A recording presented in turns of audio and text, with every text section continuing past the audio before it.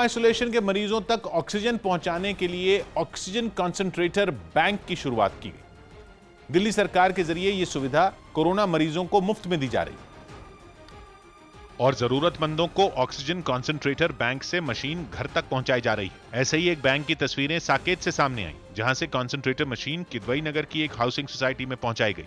बताया गया कि यहां होम आइसोलेशन के एक मरीज को ऑक्सीजन की सख्त जरूरत थी। ऑक्सीजन कंसंट्रेटर जो है वो अब किदवई नगर पहुंच चुका है। पीपीई किट पहनकर इसलिए तैयार हो रहे हैं क्योंकि इनको कोरोना मरीजों के पास पहुंचना है। इस काम में पूरी सावधानी बरती गई ताकि उस मरीज को करीब से बताया जा सके कि ऑक्सीजन देने वाली इस मशीन का कैसे इस्तेमाल करना है। ऑक्सीजन कंसंट्रेशन ऑन करके उनको डेमो देना है ताकि वो इसको यूज कर सके। फिलहाल दिल्ली के हर जिले में 200 ऑक्सीजन कंसंट्रेटर रखे गए हैं, लेकिन जरूरत पड़ने पर इनकी तादाद को बढ़ाने का भी प्लान है। बात की एक बात है कि कोरोना की दूसरी लहर में सबसे ज्यादा डिमांड ऑक्सीजन की हो रही है और घर में आइसोलेशन में रहने वाले मरीजों को सिर्फ ऑक्सीजन दिलाने के लिए लेकर भटकने की वजह से तीमारदार भी बीमार पड़ रहे हैं। लिहाजा कॉन्सेंट्रेटर को घर तक पहुंचाने की यह पहल राहत भरी है। उत्तर प्रदेश के बुलंदशहर से चौंकाने वाली कुछ तस्वीरें सामने आई। वहां लॉकडाउन के दौरान जान जोखिम में डालकर कुछ बच्चे एक नहर में छलांग लगाते दिखाई दिए, जबकि कोरोना की वजह से बुलंदशहर समेत पूरे राज्य में लोगों के बाहर घूमने पर रोक है। लेकिन बच्चों के झुंड ने इसकी परवाह नहीं की और नहर में मस्ती करने के लिए पहुंच गए। लॉकडाउन में जहां जरूरी काम के लिए ही लोगों को बाहर निकलने की मंजूरी दी गई है, वहां ये बच्चे एक साथ नहर में छलांग लगाते नजर आए। उनके मास्क न पहनने से जहां कोरोना के फैलने का खतरा था, वहीं नहर में पानी का तेज बहाव भी उनके लिए खतरनाक साबित हो सकता था। इस नहर के पास ही एक सड़क पर कई गाड़ियां गुजरती दिखी। बताया गया कि ये जिले की अहम सड़क है जहां से अधिकारियों का आना जाना लगा रहता है, लेकिन इसके बावजूद किसी का इन बच्चों पर ध्यान नहीं गया। यही वजह रही कि बच्चे बिना किसी डर के कई घंटों तक वहां जुटे रहे। बात की एक बात यह कि महामारी को हम लोगों ने अब भी खिलवाड़ समझ रखा है और लॉकडाउन को तो हम पुलिस प्रशासन के साथ आंख मिचौली खेलने का बहाना मान चुके, वरना घर से बच्चों के बाहर निकलने पर हम उनसे जरूर पूछते कि स्कूल और खेलकूद बंद होने पर भी वो कौन सा जरूरी काम करने जा रहे हैं। जम्मू कश्मीर के जम्मू जिले में मौजूद त्रेवा गांव की सरपंच ने कोरोना मरीजों के लिए एक कोरोना सेंटर तैयार किया। राज्य में कोरोना के बढ़ते मरीजों को देखते हुए उन्होंने यह कदम उठाया। पिछले साल प्रधानमंत्री नरेंद्र मोदी ने भी मन की बात कार्यक्रम में बलबीर कौर नाम की इस सरपंच की वहां एक क्वारंटीन सेंटर बनाने के लिए तारीफ की थी और इस बार भी कोरोना की दूसरी लहर में लोगों की मदद के लिए वो आगे आईं और गांव के पंचायत घर और सत्संग हॉल को कोरोना सेंटर में बदल दिया। इसके लिए वो खुद अपनी पूरी टीम के साथ काम करने में जुटी हैं। बिस्तरों पर चादर बिछाने से लेकर उन्हें धोने तक का जिम्मा उन्होंने अपने कंधे पर उठा लिया। यहाँ पर एक कोविड केयर सेंटर बनाया जा सके ताकि अगर यहाँ पर मरीज इस इलाके में ज्यादा आते हैं तो उनको उन्हीं इलाकों में उनका इलाज जो है वो किया जा सके। बलबीर कौर ने भरोसा दिया कि हालात बिगड़ने पर वो और मजबूती से सामने आएंगी और कोरोना मरीजों की मदद करेंगी। नीड पड़ी तो हमें लगता है कि ये जो है इसको हॉस्पिटल में कन्वर्ट किया जाएगा। बताया गया कि 25 बेड के इस कोरोना सेंटर में मरीजों के लिए दवाओं और ऑक्सीजन की सुविधा मौजूद रहेगी। बात की एक बात है कि जम्मू कश्मीर में कोरोना के लगभग आधे नए मरीज अब गांव में ही मिल रहे हैं और गांवों में गंभीर मरीजों को एम्बुलेंस आने तक ऑक्सीजन वाले बेड की सुविधा मिलने से काफी राहत मिलेगी, जिसकी पहल महिला सरपंच ने की और देश के बाकी गांवों को भी महामारी से लड़ने का रास्ता दिखाया। कोरोना की दूसरी लहर में कई डॉक्टर भी अपनी जान गंवा चुके हैं। न्यूज 18 के जावेद मंसूरी की रिपोर्ट है कि 1 अप्रैल से अब तक कोरोना की दूसरी लहर की चपेट में आकर देश भर में 269 डॉक्टरों की मौत हो चुकी है, जिनमें सबसे ज्यादा बिहार में 78 डॉक्टर अपनी जान गंवा चुके हैं। बिहार के अलावा तमिलनाडु, केरल और दिल्ली समेत कई राज्यों में कोरोना की वजह से डॉक्टरों को अपनी जान गंवानी पड़ी। इंडियन मेडिकल एसोसिएशन ने बताया कि कोरोना की वजह से जिन डॉक्टरों की मौत हुई उनमें कुछ ऐसे भी थे जो वैक्सीन लगवा चुके थे। आज 14 से 16 घंटा पीपीई किट में काम करना और वेंटिलेटर के आसपास जहाँ पूरे A to Z कोविड के ही मरीज है, ऐसे हालत में डॉक्टर्स का प्रॉब्लम ये होता था कि उनका ओवरलोड वायरल का जो है वो बहुत बढ़ जाता था। उत्तर प्रदेश के मथुरा के एक गांव ने कोरोना से लड़ाई में अनोखी मिसाल पेश की। एक तरफ जहां कोरोना के गांव में तेजी से फैलने के दावे हैं, वहीं इस गांव में अब तक कोरोना का एक भी मरीज नहीं मिला, क्योंकि यहां के लोग अपनी जागरूकता से इस महामारी को मात देने में कामयाब हुए हैं। सामने आई तस्वीरों में कुछ लोग गांव के अंदर दवा का छिड़काव करते दिखाई दिए। बताया गया कि वहां रोजाना दवा का छिड़काव होता है। इसके अलावा बाहर से आने वालों को भी मास्क लगाने और हाथ सैनिटाइज करने के बाद ही गांव के अंदर घुसने दिया जाता है। गांव में कोई पेशेंट ही नहीं हुआ है क्योंकि गाइडलाइन का उपयोग हो रहा है और सैनिटाइज किया जा रहा है। इसी तरह गांव की महिलाएं, बच्चे और बुजुर्ग भी मास्क लगाकर ही बाहर आते जाते दिखे। बताया गया कि गांव में कोरोना नियमों का सख्ती से पालन कराया जाता है। प्रशासन भी गांव वालों की जागरूकता की तारीफ करता नजर आया। वो मास्क पहनना है, साफ सफाई रखनी है, ये प्राइमरी चीज है उसको इन्फेक्शन से प्रिवेंट करने के लिए। खबर है कि करीब 9000 की आबादी वाले इस गांव में अभी तक कोई भी कोरोना की चपेट में नहीं आया है। सौभाग्य की बात है कि देश में जितने गांवों के लोगों ने अंधविश्वास, अफवाह या फिर अंधेरगर्दी मचाई, वहां महामारी का कोहराम मचा दी। जबकि मथुरा के इस गांव के लोगों ने सिर्फ दिशा निर्देशों का पालन करके कोरोना को अपने गांव में घुसने से रोक दिया। जम्मू कश्मीर को दहलाने के लिए आतंकियों की नई साजिश का पता चला है। न्यूज़ 18 के नीतीश कुमार की रिपोर्ट है कि इजरायल की तरह वहां भी झंडों के खंभों में बम लगाकर हमला किया जा सकता है। यह अलर्ट इजरायल के 3 साल पुराने एक वीडियो के वायरल होने के बाद जारी किया गया, जिसमें इजरायल फिलिस्तीन सीमा पर फिलिस्तीन के झंडे के साथ खंभे में बम लगा दिखाई, जिसे इजरायल के एक जवान ने उतारा।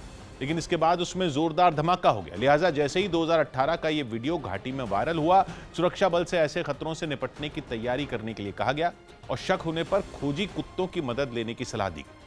दुनिया भर में आतंकवादी संगठनों के हमले के नए तरीकों की नकल जम्मू कश्मीर में आतंकी करते रहे हैं, इसलिए खुफिया एजेंसियां पूरी तरह सतर्क। राजस्थान के झालावाड़ में लॉकडाउन तोड़ने वाले लोगों को पुलिस ने अलग अलग तरीकों से सबक सिखाया। लॉकडाउन में बेवजह घरों से बाहर घूम रहे लोगों को पकड़ने के लिए शहर में पुलिस की कई टीमें तैनात की गई, जिनमें एक टीम ने लॉकडाउन तोड़कर बेवजह घूम रहे लोगों की आरती उतारकर उन्हें शर्मसार किया। सोशल डिस्टेंसिंग के नियमों का पालन करते हुए एक पुलिसकर्मी ने पहले सभी लोगों को तिलक लगाया और दूसरे ने उनकी आरती उतारी।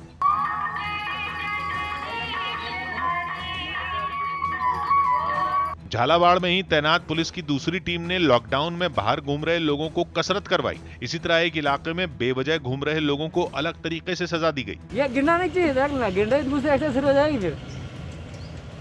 अरे दोबारा पुलिस ने जानकारी दी कि वो कई बार लोगों को समझाने की कोशिश कर चुकी थी, लेकिन कई लोग नियमों को तोड़ने से बाज नहीं आए। हमने सोचा अब क्यों ना इनकी पूजा करके इनको समझाया जाए।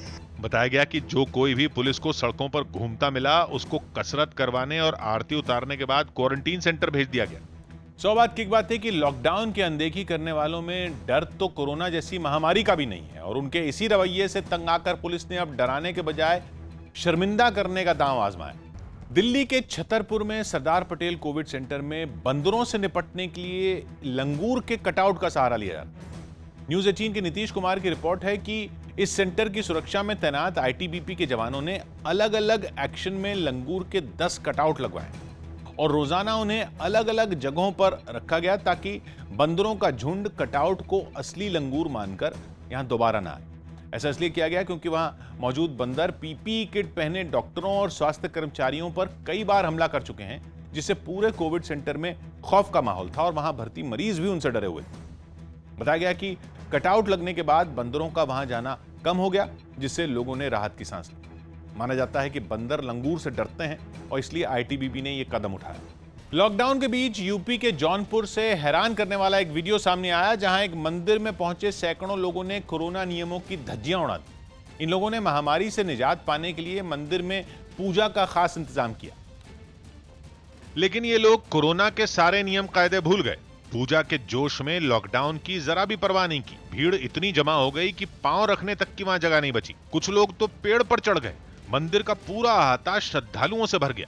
वहां से सामने आई एक तस्वीर में कुछ लोग पुजारी के गले में फूल की मालाएं डालते दिखाई दिए, जबकि कुछ लोग पूजा का सामान तैयार करते नजर आए। यही नहीं, आस्था इतनी भारी थी कि पुजारी को माला पहनाने की वहां होड़ सी मच गई। महिलाएं, बुजुर्ग, बच्चे सब इसमें शामिल हुए।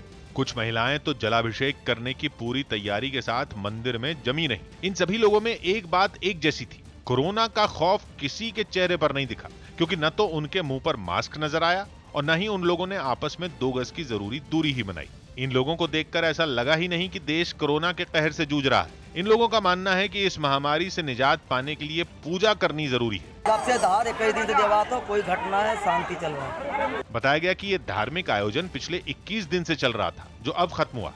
सौभाग्य की बात है कि जिस महामारी की वजह से बड़े बड़े मंदिरों को श्रद्धालुओं के लिए बंद करना पड़ा, उसी महामारी को भगाने के नाम पर ऐसी मनमानी हम लोगों को ले डूबेगी, क्योंकि हमारी आस्था को अंधविश्वास में बदलने वाले ये सच नहीं बता रहे कि जौनपुर में अब भी 100 में 4 लोगों की कोरोना जांच रिपोर्ट पॉजिटिव आ रही।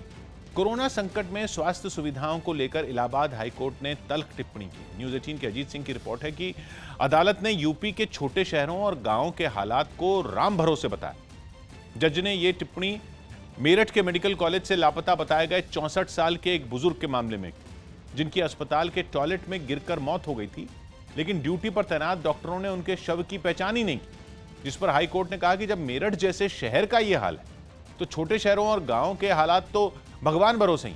ऐसे में सरकार को इन जगहों पर आईसीयू सुविधा वाली एम्बुलेंस और जांच के लिए लैब की व्यवस्था करने का आदेश दिया गया। साथ ही 5 बड़े शहरों के मेडिकल कॉलेजों को लखनऊ के एसजीपीजीआई अस्पताल जैसी हाईटेक सुविधाएं मुहैया कराने के लिए कहा गया। इन शहरों में प्रयागराज, आगरा, मेरठ, कानपुर और गोरखपुर शामिल हैं, जहां के मेडिकल कॉलेजों को 4 महीने में अपग्रेड करने का आदेश दिया गया। छत्तीसगढ़ के कवर्धा में जिला प्रशासन की एक टीम ने लोगों को कोरोना के टीके की अहमियत समझाने के लिए एक मुहिम की शुरुआत की। ऐसा इसलिए करना पड़ा क्योंकि कुछ रोज पहले राज्य के आदिवासी इलाकों में लोगों ने टीके को लेकर फैली अफवाहों की वजह से वैक्सीन नहीं लगवाने की बात कही। इसी को उनके जहन से निकालने के लिए जिला प्रशासन की यह टीम एक गांव में पहुंची और वहां घर घर पहुंचकर लोगों को वैक्सीन लगवाने के लिए जागरूक किया। कोरोना से बचाव के लिए जिला प्रशासन के कुछ अफसरों ने लोगों में मास्क भी बांटे। सब लोग वैक्सीन लगवाना है। जिला प्रशासन की इस टीम ने गांव में घूम घूम कर लोगों को जागरूक किया। इसके लिए उन्होंने एक माइक और लाउडस्पीकर की मदद ली ताकि वो अपनी बात को ज्यादा से ज्यादा लोगों तक पहुंचा सकें। कोरोना रोकथाम पर एक सबसे बड़ा कारगर चीज अगर कोई है तो वैक्सीन है। गांव के लोगों ने भी उनकी बातों पर गौर किया और जिला प्रशासन की इस कोशिश की तारीफ की। पूरा गांव घूम घूम के समझाए हैं, उपदेश बढ़िया दे हैं। इस टीम ने वैक्सीन के लिए जागरूकता फैलाने के दौरान खुद भी कोरोना नियमों का पूरा ख्याल रखा। मुंह पर मास्क लगाए और हाथों में ग्लव्स पहने और दूरी बनाए रखते हुए ही वो जगह जगह घूमे।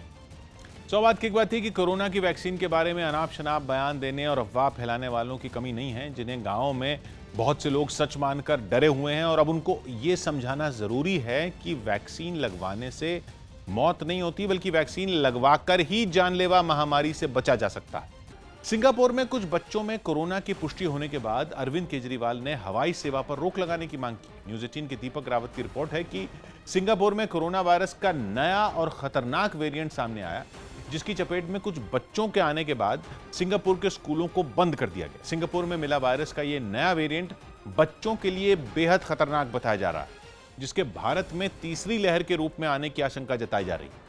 यही वजह है कि इस खतरे को देखते हुए दिल्ली के मुख्यमंत्री ने सिंगापुर से हवाई सेवा पर रोक की मांग की। साथ ही उन्होंने बच्चों को इस महामारी से बचाने के लिए वैक्सीन के विकल्पों पर ज्यादा जोर देने की अपील भी केंद्र से की, जिसका केंद्रीय मंत्री हरदीप सिंह पुरी ने जवाब देते हुए बताया कि मार्च 2020 से ही अंतर्राष्ट्रीय उड़ानें बंद हैं और सिर्फ वंदे भारत मिशन के तहत फंसे भारतीयों को वापस लाया जा रहा। बिहार के मुजफ्फरपुर से दिल दहला देने वाला एक वीडियो सामने आया। वहां एक कैश वैन को लूटने की कोशिश के दौरान बदमाशों ने एक सुरक्षा कर्मी को गोली मार दी, लेकिन वो अपने इरादे में कामयाब नहीं हो सके, क्योंकि वैन की सुरक्षा में तैनात कर्मचारियों ने भी जवाबी कार्रवाई की, जिसके बाद मोटरसाइकिल से पहुंचे दोनों बदमाश अपनी जान बचाने के लिए वहां से भागने को मजबूर हो गए। सामने आए वीडियो में दिखा कि सेंट्रल बैंक ऑफ इंडिया की कैश वैन के पास पहुंचते ही एक बदमाश मोटरसाइकिल से नीचे उतरा और उसने वहां मौजूद सुरक्षा कर्मियों पर अंधाधुंध फायरिंग शुरू कर दी। इस हमले में एक सुरक्षा कर्मी को गोली लग गई, लेकिन इसके बावजूद उसने उस बदमाश पर गोलियां चलाई। तब तक दूसरा सुरक्षा कर्मी भी अपनी बंदूक तान चुका था, जिससे घबराकर वो बदमाश मोटरसाइकिल पर बैठकर अपने दोस्त के साथ वहां से भाग गया। इस घटना की जानकारी मिलते ही पुलिस वहां पहुंच गई। सुरक्षा प्रहरी द्वारा जो फायरिंग किया गया है, अपराधी भागे हैं, लूट नहीं हुई है। इस हमले में घायल हुए सुरक्षा कर्मी को तुरंत अस्पताल में भर्ती करा दिया गया। सौभाग्य की एक बात यह कि बिहार में लॉकडाउन है और बेखौफ बदमाशों को इस बात का भी डर नहीं था कि लॉकडाउन की वजह से वहां पुलिस की गश्त भी हो सकती, लेकिन पुलिस तो वाकई दूर दूर तक नहीं थी और अब सीसीटीवी फुटेज की मदद से अपराधियों की तलाश में जुटी है।